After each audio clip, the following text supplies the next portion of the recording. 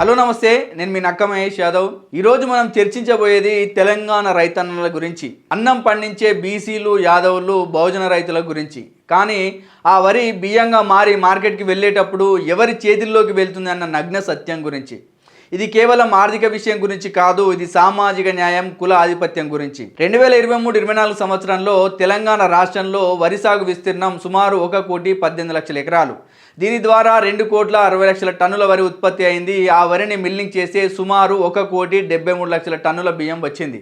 2025-26 సీజన్లో తెలంగాణ రికార్డు స్థాయిలో 70.82 లక్షల టన్నుల ప్యాడీ కొనుగోలు చేసి మునుపటి రికార్డు అధిగమించింది. దీని ద్వారా సుమారు 19,000 కోట్ల రూపాయలు 15 లక్షలకు పైగా రైతులకు చెల్లించబడ్డాయి. ఇంత భారీ ఉత్పత్తి ఉన్నప్పుడు ఆ వరిని మిల్లింగ్ చేసి బియ్యంగా మార్చడానికి బలమైన ఇన్ఫ్రాస్ట్రక్చర్ అయితే కావాలి. మరి తెలంగాణలో ప్రస్తుతం సుమారు 3,000 రైస్ మిల్లులు ఉన్నాయి. వీటిలో 1,110 పారాబాయిల్డ్ రైస్ మిల్లులు ఉన్నాయి. కానీ ప్రధాన ప్రశ్న ఏంటంటే, ఈ రైస్ మిల్లింగ్ రంగాన్ని ఎవరు శాసిస్తున్నారు? అందుబాటులో ఉన్న సమాచారం ప్రకారం కనుక మనం చూస్తే 90% వరకు కూడా అగ్రకులాల చేతుల్లోనే ఉంది. బీసీలు, యాదవులు యాజమాన్య స్థాయిలో కాకుండా ఇవాళ కూలీలుగా అయితే మిగిలిపోవడం జరుగుతుంది. ఇప్పుడు ఒక 10 టాప్ 10 రైస్ మిల్ల కంపెనీలను అయితే చూస్తే సామాజిక వర్గాల్లో ఒకసారి చూసే ప్రయత్నం చేద్దాం. ఇవి నల్గొండ, మిర్యాలగూడ, సూర్యాపేట, నిజామాబాద్, హయత్ నగర్, కోదాడ ప్రాంతాల నుంచి మనం తీసుకోవడం జరిగింది. వజ్రతేజ రైస్ మిల్ తీసుకుంటే నల్గొండ జిల్లాలో ఉంది. ఓనరు యాదగిరి, ఈయన వైశ్య సామాజిక వర్గం.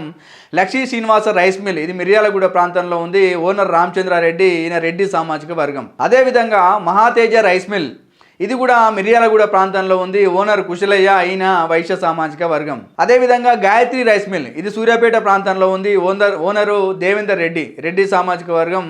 అదేవిధంగా సూర్యతేజ రైస్ మిల్లు మిర్యాలగూడ ప్రాంతంలో ఉంది. ఓనర్ వచ్చేసి మురళీమోహన్ జైని, వైశ్య సామాజిక వర్గం. మహావీర్ రైస్ మిల్ మిర్యాలగూడ ప్రాంతంలో ఉంది. ఈ ఓనర్ వచ్చేసి రాకేష్ కుమార్, ఈయన మార్వాడి. తర్వాత కేసీపీ రైస్ ఇండస్ట్రీస్ ఇది నిజామాబాద్ ప్రాంతంలో ఉంది. ఓనరు శ్రవణ్ కుమార్, ఈయన కూడా వైశ్య సామాజిక వర్గం.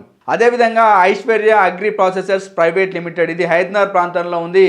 ఓనర్ వచ్చేసి మనీష్ గోయల్, ఈయన మార్వాడి. మహర్షి రైస్ మిల్ ప్రైవేట్ లిమిటెడ్ ఇది కూడా మిర్యాలగూడ ప్రాంతంలో ఉంది. ఓనరు శ్రీనివాస్ గుడిపాటి, ఈయన కూడా వైశ్య సామాజిక వర్గం. తర్వాత సౌభాగ్యం రైస్ మిల్ ఇది కోదాడ ప్రాంతంలో ఉంది. ఓనరు వడ్లమూడి గోపాల్ నాయుడు, కమ్మ సామాజిక వర్గం.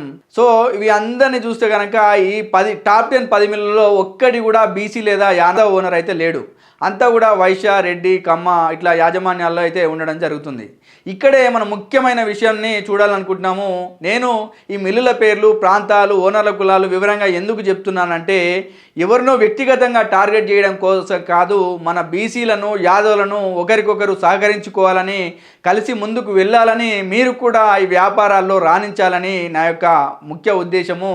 సో వైశ్య సమాజము, రెడ్డిలు, కమ్మలు, మార్వాడి వారు ఎలా ఐక్యంగా పనిచేస్తున్నారో, ఒకరు మిల్లు పెట్టుకుంటే మరొకరు క్యాపిటల్, ల్యాండ్ నెట్వర్క్తో ఏ విధంగా సపోర్ట్ చేస్తున్నారో, సబ్సిడీలు, లోన్లు, మార్కెట్ కనెక్షన్స్ కలిసి ఏ విధంగా పొందుతున్నారో అదే మార్గం మనకు కూడా ఉంది. మన బీసీలు, యాదవులు కూడా ఒకరికొకరు చేయి కలపండి. ఒకరు మిల్లు ప్రారంభించాలనుకుంటే మిగతా వారు కూడా క్యాపిటల్ షేర్ చేయండి, ల్యాండ్ సపోర్ట్ చేయండి, లేబర్ మరియు మార్కెటింగ్లో అందరూ కూడా సహకరించండి. కులం పేరుతో విభజనకు బదులు యాదవ్ ఐక్యతతో ముందుకు వెళ్దాం. ఈరోజు మనం కలిసి ఒక చిన్న మిల్లు పెట్టుకుంటే రేపు 10 మిల్లులు, 100 మిల్లులు మన చేతుల్లోకి వచ్చే అవకాశం ఉంది. మీలో ఉన్న శక్తిని మీరు నమ్మండి. మీరు రైతుగా ఎంత శ్రమిస్తున్నారు, అదే శ్రమ, ఐక్యత, సహకారంతో వ్యాపారంలో కూడా అడుగు పెడితే మీరు కూడా ఓనర్లుగా, యాజమాన్యులుగా లాభాలు పొందేవారుగా ఎదగవచ్చు. ఇది సాధ్యమా అంటే 100% సాధ్యము. ఇది మీ హక్కు కూడా. ఉదాహరణకు మనం ఒక పాఠం తెలుసుకోవాలి. కసి ఉంటే గెలుపు మనదే. కానీ బీసీలు, యాదవులు ఎందుకు కూలీలుగా మిగిలిపోతున్నారనే ప్రశ్న వేసుకుంటే, బీసీలు, యాదవులు తెలంగాణలో వరి సాగు విస్తీర్ణంలో ఎక్కువ భాగం చేయడం జరుగుతుంది. వారు నీళ్లు పోస్తారు, ఎరువులు వేస్తారు, కొడతారు, పండిస్తారు, రైతుగా శ్రమిస్తారు. కానీ ఆ వరి మిల్లుకు వచ్చేసరికి మిల్లింగ్, ప్రాసెసింగ్, పాలిషింగ్, మార్కెటింగ్ అన్నీ కూడా ఈ వాల్యూ యాడియేషన్ స్టేజ్లు అగ్రకులాల చేతుల్లో ఉండడం జరుగుతుంది.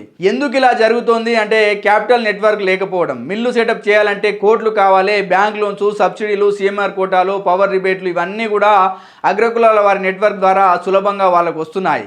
బీసీలకు, యాదవులకు, రైతులకు land title, credit history, political connections లేకపోవడం వల్ల మిల్లు ఓనర్ అవ్వడం చాలా కష్టంగా మారుతోంది.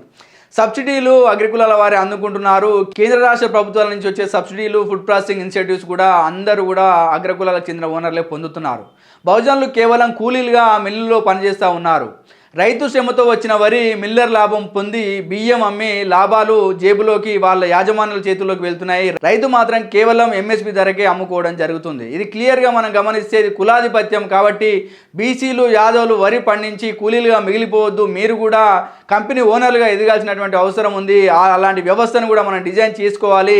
రైతు ఉత్పత్తి చేస్తే అగ్రకులాలు ప్రాసెస్ చేసి లాభం తీసుకున్నారు. ఇది శాశ్వతంగా కొనసాగితే ఇవాళ యాదవులకు కానీ బీసీలకు కానీ ఆర్థిక స్వాతంత్రం పొందే అవకాశం లేదు. వ్యవసాయ ఉత్పత్తులను దెబ్బతీసే ప్రమాదం కూడా ఉంది. కాబట్టి రాష్ట్ర ఫుడ్ ప్రాసెసింగ్ పాలసీలో ఎస్సీ ఎస్టీ బీసీలకు అదనపు ఇన్సెంటివ్స్ కూడా ఉన్నాయి. కానీ రైస్ మిల్లింగ్ రంగంలో వాటి ప్రయోజనం ఎంత మేరకు ఇవాళ బీసీలకు యాదవులకు ఇవాళ చేరుతుందంటే అది జీరో. తర్వాత కేంద్ర రాష్ట్ర సబ్సిడీలు ఇవాళ అనేకం ఉన్నా అవి అగ్రకులాల వారికే పొందుతున్నారు తప్ప ఇవాళ బీసీలు కానీ పొందే అవకాశం లేదు. అగ్రకులాల ఆధిపత్యాన్ని కూల్చే విధంగా బీసీలు ఎస్సీ ఎస్టీలు రైస్ మిల్లింగ్ అండ్ ప్రాసెసింగ్ రంగంలో ప్రత్యేక ప్రభుత్వ ప్రోత్సాహకాలు అయితే ప్రభుత్వం ఇవ్వాల్సినటువంటి అవసరం ఉంది. వాళ్ళకు 50% సబ్సిడీ ఇచ్చి వాళ్ళని ఎంకరేజ్ చేయాల్సినటువంటి అవసరం ఉంది. ట్రైనింగ్ ఇవ్వాల్సినటువంటి అవసరం ఉంది.